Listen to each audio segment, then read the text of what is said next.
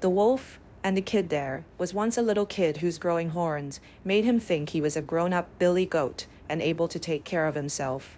So one evening when the flock started home from the pasture and his mother called, the kid paid no heed and kept right on nibbling the tender grass. A little later, when he lifted his head, the flock was gone. He was all alone. The sun was sinking. Long shadows came creeping over the ground. A chilly little wind came creeping with them, making scary noises in the grass. The kid shivered as he thought of the terrible wolf. Then he started wildly over the field, bleating for his mother, but not halfway, near a clump of trees. There was the wolf. The kid knew there was little hope for him. "Please, Mr. Wolf," he said, trembling. "I know you are going to eat me. But first please pipe me a tune, for I want to dance and be merry as long as I can." The wolf liked the idea of a little music before eating, so he struck up a merry tune and the kid beeped and frisked gaily. Meanwhile, the flock was moving slowly homeward. In the still evening air, the wolf's piping carried far. The shepherd dogs pricked up their ears. They recognized the song the wolf sings before a feast, and in a moment they were racing back to the pasture. The wolf's song ended suddenly, and as he ran, with the dogs at his heels, he called himself a fool for turning piper to please a kid, when he should have stuck to his butcher's trade. Moral of the story: do not let anything turn you from your purpose.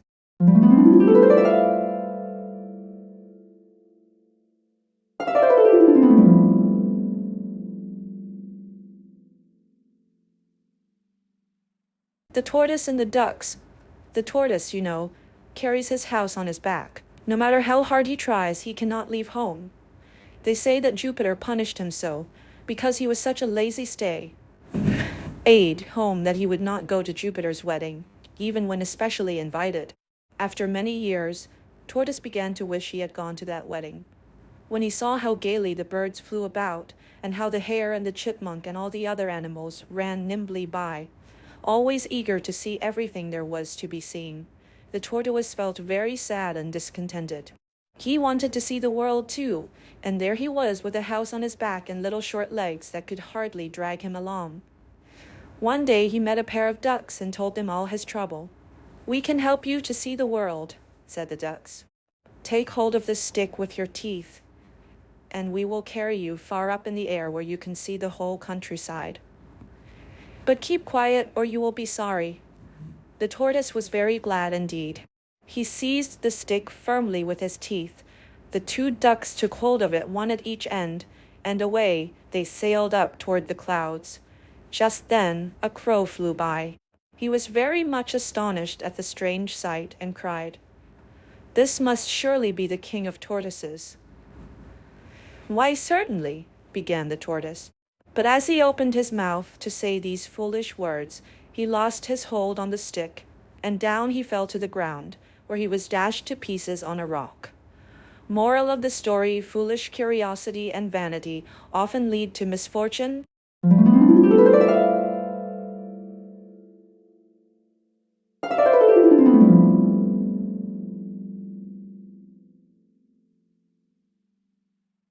The young crab and his mother. "Why in the world do you walk sideways like that?" said a mother crab to her son.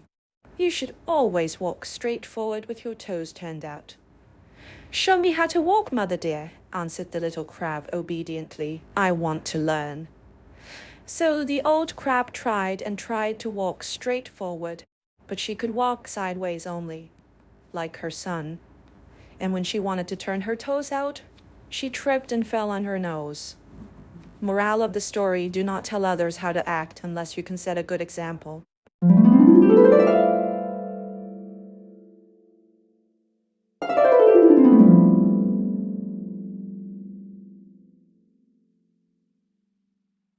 The frogs and the ox came down to a reedy pool to drink. As he splashed heavily into the water, he crushed a young frog into the mud. The old frog soon missed the little one and asked his brothers and sisters what had become of him. "A great big monster," said one of them, stepped on little brother with one of his huge feet. "Big was he," said the old frog, puffing herself up. "Was he as big as this?" "Oh, much bigger," they cried. The frog puffed up still more. He could not have been bigger than this, she said.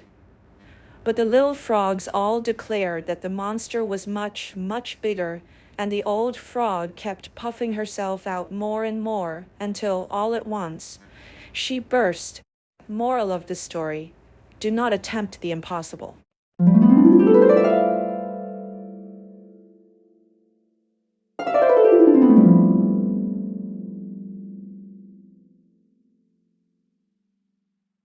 The dog, the cock, and the fox, a dog and a cock, who were the best of friends, wished very much to see something of the world.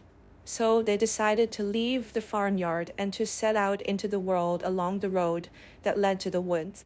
The two comrades traveled along in the very best of spirits and without meeting any adventure to speak of. At nightfall, the cock, looking for a place to roost, as was his custom, spied nearby a hollow tree that he thought would do very nicely for a night's lodging. The dog could creep inside, and the cock would fly up on one of the branches. So said, so done, and both slept very comfortably. With the first glimmer of dawn, the cock awoke. For the moment he forgot just where he was. He thought he was still in the farmyard where it had been his duty to arouse the household at daybreak. So standing on tiptoes, he flapped his wings and crowed lustily. But instead of awakening the farmer, he awakened a fox not far off in the wood. The fox immediately had rosy visions of a very delicious breakfast. Hurrying to the tree where the cock was roosting, he said very politely, "A hearty welcome to our woods, honored sir. I cannot tell you how glad I am to see you here. I am quite sure we shall become the closest of friends." "I feel highly flattered, kind sir," replied the cock slyly. "If you will please go around to the door of my house at the foot of the tree, my porter will let you in." The hungry but unsuspecting fox went around the tree as he was told, and in a twinkling the dog had seized him. Moral of the story: those who try to deceive may expect to be paid in their own coin.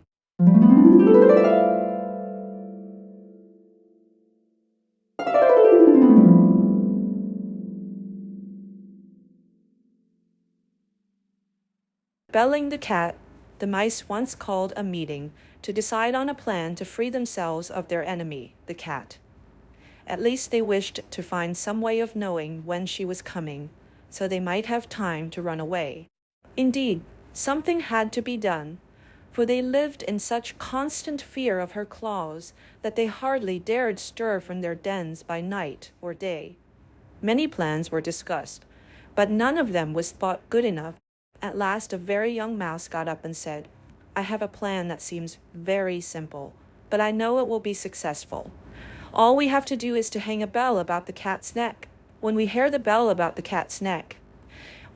bell ringing, we will know immediately that our enemy is coming." All the mice were much surprised that they had not thought of such a plan before. But in the midst of the rejoicing over their good fortune, an old mouse arose and said, "I will say that the plan of the young mouse is very good. But let me ask one question. Who will bell the cat?" Moral of the story: it is one thing to say that something should be done, but quite a different matter to do it.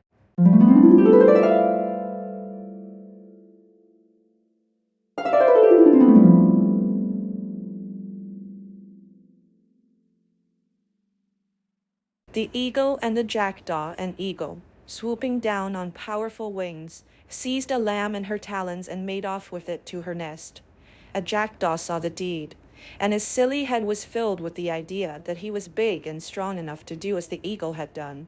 So, with much rustling of feathers and a fierce air, he came down swiftly on the back of a large ram.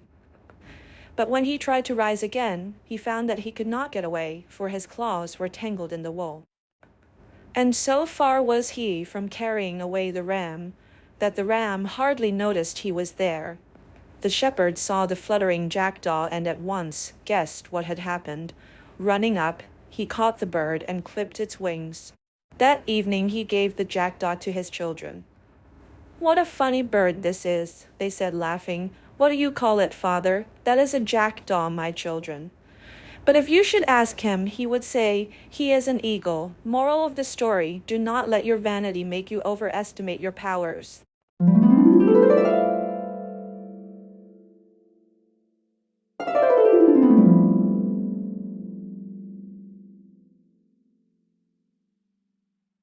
The kid and the wolf, a frisky young kid, had been left by the herdsman on the thatched roof of a sheep shelter to keep him out of harm's way. The kid was browsing near the edge of the roof when he spied a wolf and began to jeer at him, making faces and abusing him to his heart's content. "I hear you," said the wolf, "and I haven't the least grudge against you for what you say or do. When you are up there, it is the roof that's talking, not you. Moral of the story: do not say anything at any time that you would not say at all time."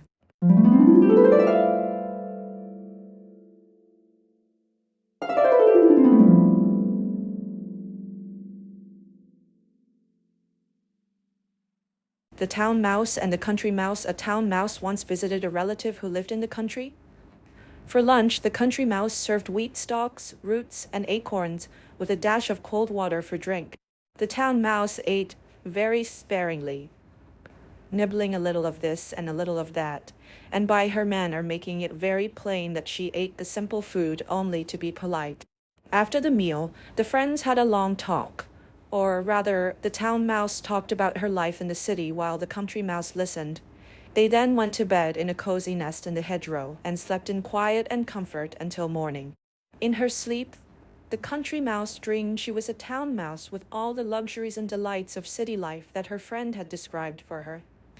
So the next day, when the town mouse asked the country mouse to go home with her to the city, she gladly said yes.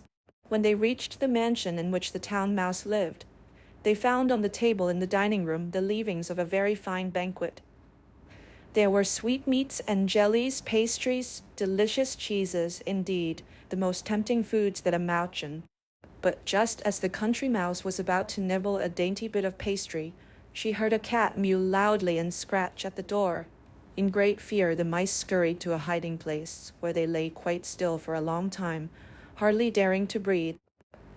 When at last they ventured back to the feast, the door opened suddenly, and in came the servants to clear the table, followed by the house dog.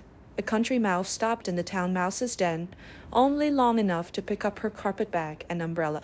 "You may have luxuries and dainties that I have not," she said as she hurried away, "but I prefer my plain food and simple life in the country with the peace and security that go with it." Moral of the story: poverty with security is better than plenty in the midst of fear and uncertainty.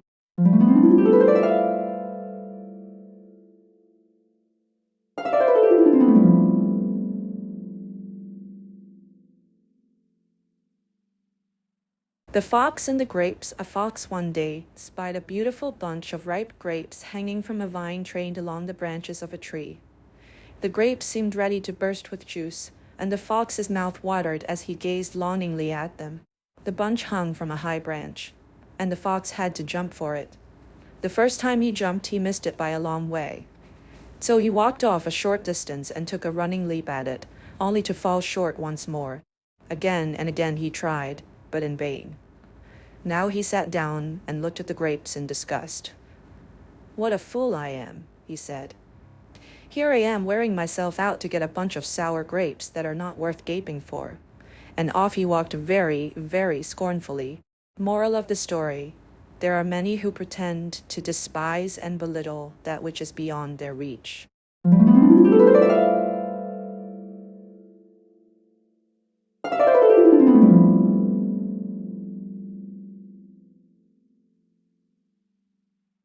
The Wolf and the Crane. A wolf had been feasting too greedily, and a bone had stuck crosswise in his throat. He could get it neither up nor down, and of course he could not eat a thing. Naturally, that was an awful state of affairs for a greedy wolf. So away he hurried to the Crane. He was sure that she, with her long neck and bill, would easily be able to reach the bone and pull it out. "I will reward you very handsomely," said the wolf, "if you pull that bone out for me." The Crane, as you can imagine, was very uneasy about putting her head in a wolf's throat. But she was grasping in nature, so she did what the wolf asked her to do. When the wolf felt that the bone was gone, he started to walk away. "But what about my reward?" called the Crane anxiously. "What?" snarled the wolf, whirling around. Haven't you got it? Isn't it enough that I let you take your head out of my mouth without snapping it off? Morale of the story: expect no reward for serving the wicked.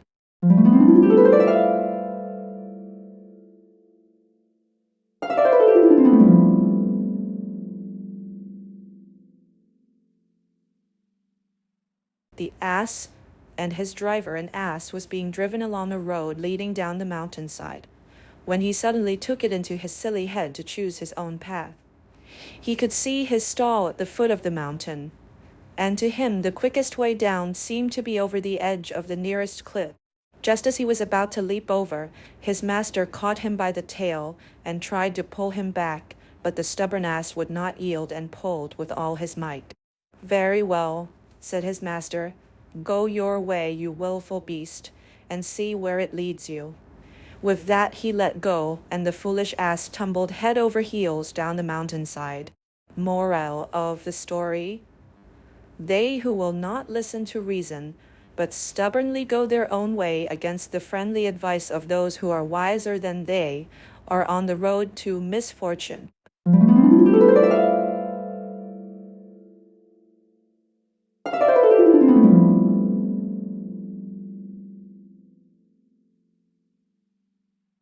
The Lion and the Mouse. A lion lay asleep in the forest, his great head resting on his paws.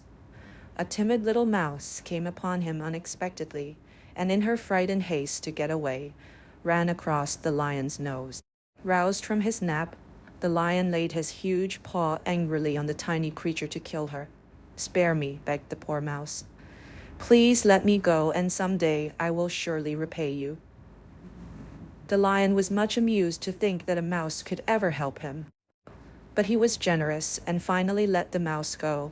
Some days later, while stalking his prey in the forest, the lion was caught in the toils of a hunter's net. Unable to free himself, he filled the forest with his angry roaring. The mouse knew the voice and quickly found the lion struggling in the net. Running to one of the great ropes that bound him, she knotted it until it parted, and soon the lion was free. "You laughed when I said I would repay you," said the mouse. "Now you see that even a mouse can help a lion." Moral of the story: a kindness is never wasted.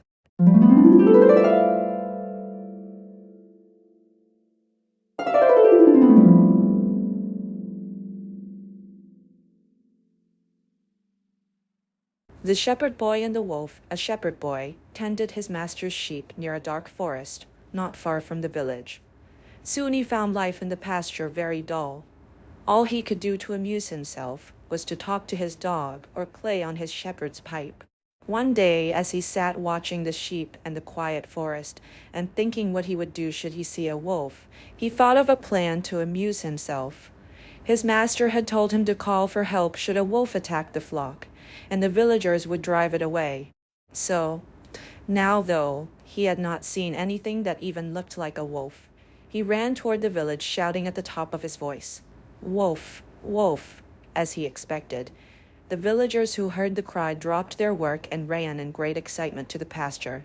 But when they got there, they found the boy doubled up with laughter at the trick he had played on them. A few days later, the shepherd boy again shouted, "Wolf! Again in the wild! Wolf!" Again, the villagers ran to help him, only to be laughed at again. Then one evening, as the sun was setting behind the forest and the shadows were creeping out over the pasture, a wolf really did spring from the underbrush and fall upon the sheep. In terror, the boy ran toward the village, shouting, "Wolf! Wolf!" But though the villagers heard the cry, they did not run to help him as they had before. "He cannot fool us again," they said. The wolf killed a great many of the boy's sheep and then slipped away into the forest. Moral of the story: liars are not believed even when they speak the truth.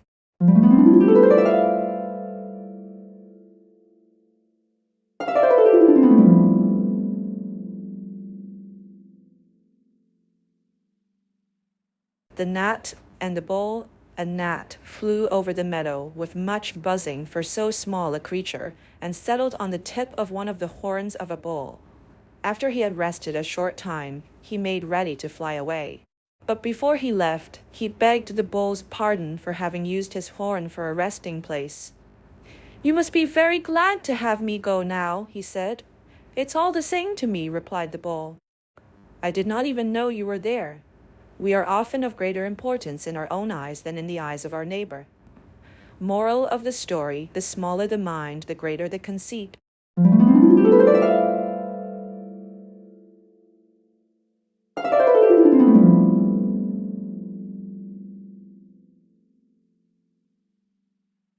The plane tree two travelers, walking in the noonday sun, sought the shade of a wide-spreading tree to rest. As they lay looking up among the pleasant leaves, they saw that it was a plane tree. How useless is the plane tree! How useless is the plane, said one of them. It bears no fruit whatever, and only serves to litter the ground with leaves. Ungrateful creatures, said a voice from the plane tree. You lie here in my cooling shade, and yet you say I am useless. Thus ungratefully, O Jupiter, do men receive their blessings. Moral of the story, our best blessings are often the least appreciated.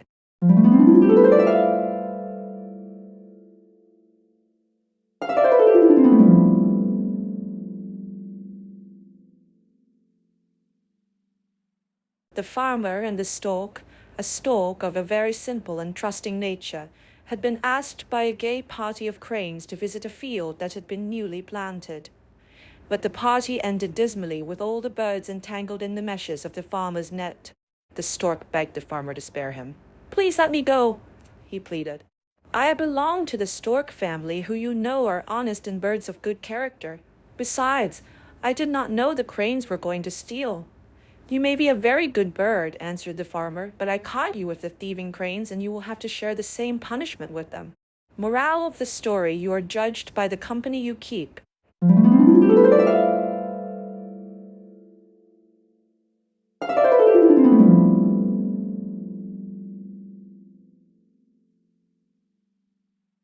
The sheep and the pig. One day, a shepherd discovered a fat pig in the meadow where his sheep were pastured.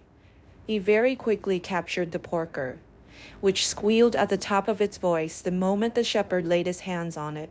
You would have thought, to hear the loud squealing, that the pig was being cruelly hurt. But in spite of its squeals and struggles to escape, the shepherd tucked his prize under his arm and started off to the butcher's in the marketplace. The sheep in the pasture were much astonished and amused at the pig's behavior and followed the shepherd and his charge to the pasture gate. What makes you squeal like that? Asked one of the sheep. The shepherd often catches and carries off one of us. But we should feel very much ashamed to make such a terrible fuss about it like you do. That is all very well, replied the pig with a squeal and a frantic kick. When he catches you, he is only after your wool. But he wants my bacon. Gree. Moral of the story, it is easy to be brave when there is no danger.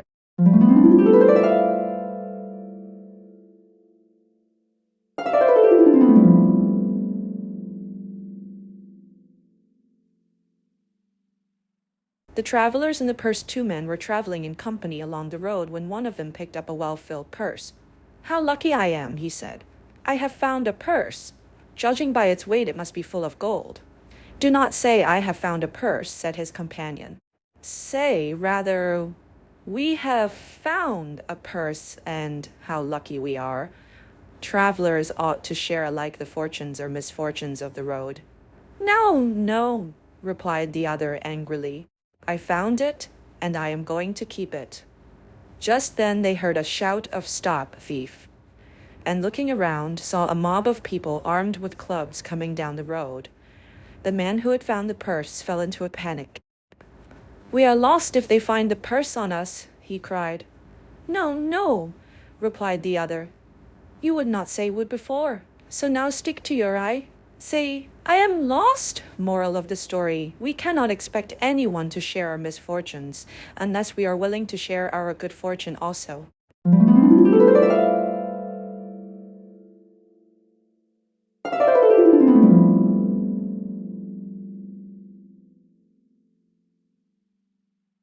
The frogs who wished for a king, the frogs, were tired of governing themselves. They had so much freedom that it had spoiled them, and they did nothing but sit around croaking in a bored manner and wishing for a government that could entertain them with the pomp and display of royalty, and rule them in a way to make them know they were being ruled. No milk and water government for them, they declared. So they sent a petition to Jupiter asking for a king. Jupiter saw what simple and foolish creatures they were, but to keep them quiet and make them think they had a king, he threw down a huge log, which fell into the water with a great splash. The frogs hid themselves among the reeds and grasses, thinking the new king to be some fearful giant. But they soon discovered how tame and peaceable King Log was. In a short time, the younger frogs were using him for a diving platform, while the older frogs made him a meeting place, where they complained loudly to Jupiter about the government. To teach the frogs a lesson, the ruler of the gods now sent a crane to be king of Frogland. The crane proved to be a very different sort of king from old King Log. He gobbled up the poor frogs right and left, and they soon saw what fools they had been. In mournful croaks, they begged Jupiter to take away the cruel tyrant before they should all be destroyed. "How now?"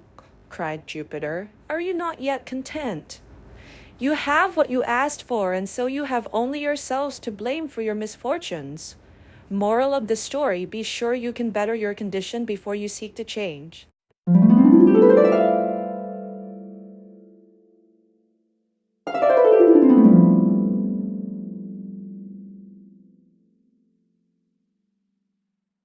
The Owl and the Grasshopper. The owl always takes her sleep during the day. Then, after sundown, when the rosy light fades from the sky and the shadows rise slowly through the wood, out she comes ruffling and blinking from the old hollow tree. Now her weird "hoo, hoo, ooh, ooh, oh" echoes through the quiet wood, and she begins her hunt for the bugs and beetles, frogs and mice she likes so well to eat. Now there was a certain old owl who had become very cross and hard to please as she grew older, especially if anything disturbed her daily slumbers. One warm summer afternoon, as she dozed away in her den in the old oak tree, a grasshopper nearby began a joyous but very raspy song. Out popped the old owl's head from the opening in the tree that served her both for door and for window.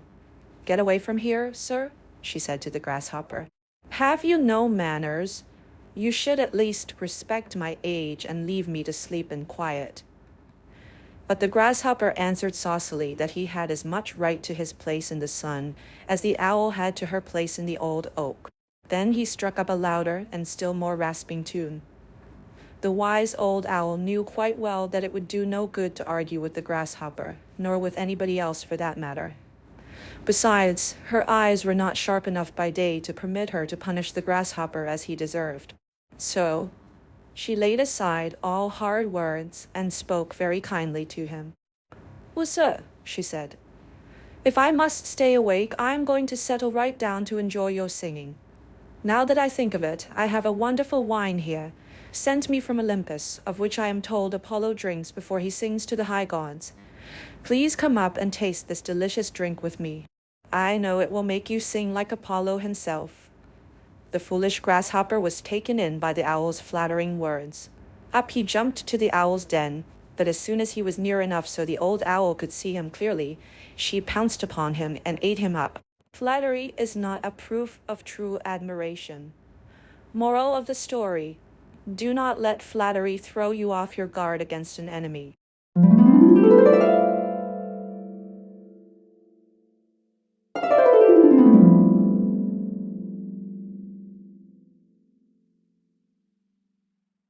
The Wolf and his Shadow. A wolf left his lair one evening in fine spirits and an excellent appetite. As he ran, the setting sun cast his shadow far out on the ground, and it looked as if the wolf were 100 times bigger than he really was. "Why!" exclaimed the wolf proudly. "See how big I am! Fancy me running away from a puny lion! I'll show him who is fit to be king, he or I." Just then an immense shadow blotted him out entirely, and the next instant a lion struck him down with a single blow. Moral of the story: do not let your fancy make you forget realities. 。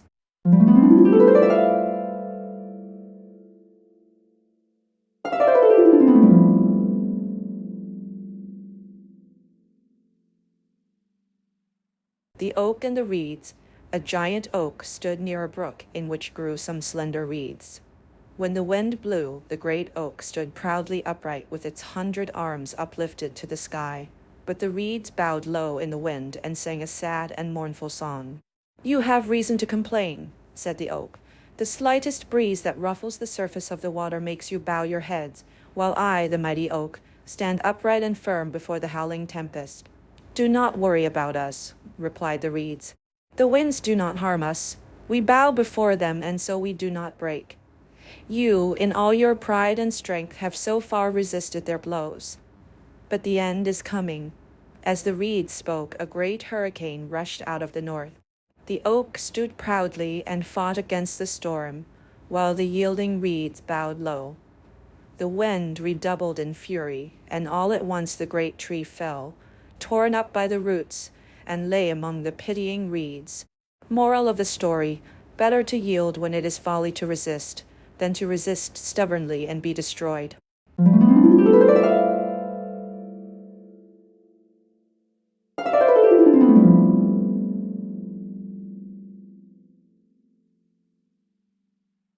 The boys and the frogs. Some boys were playing one day at the edge of a pond in which lived a family of frogs.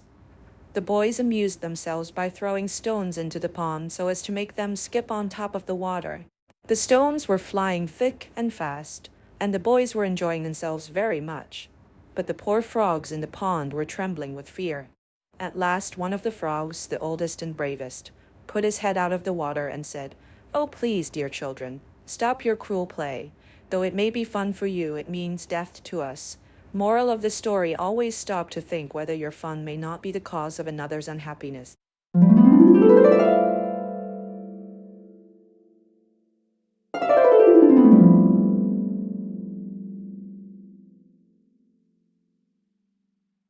The crow and the pitcher. In a spell of dry weather, when the birds could find very little to drink, a thirsty crow found a pitcher with a little water in it. But the pitcher was high and had a narrow neck, and no matter how he tried, the crow could not reach the water. The poor thing felt as if he must die of thirst. Then an idea came to him. Picking up some small pebbles, he dropped them into the pitcher one by one. With each pebble, the water rose a little higher, until at last it was near enough so he could drink. Moral of the story: in a pinch, a good use of our wits may help us out.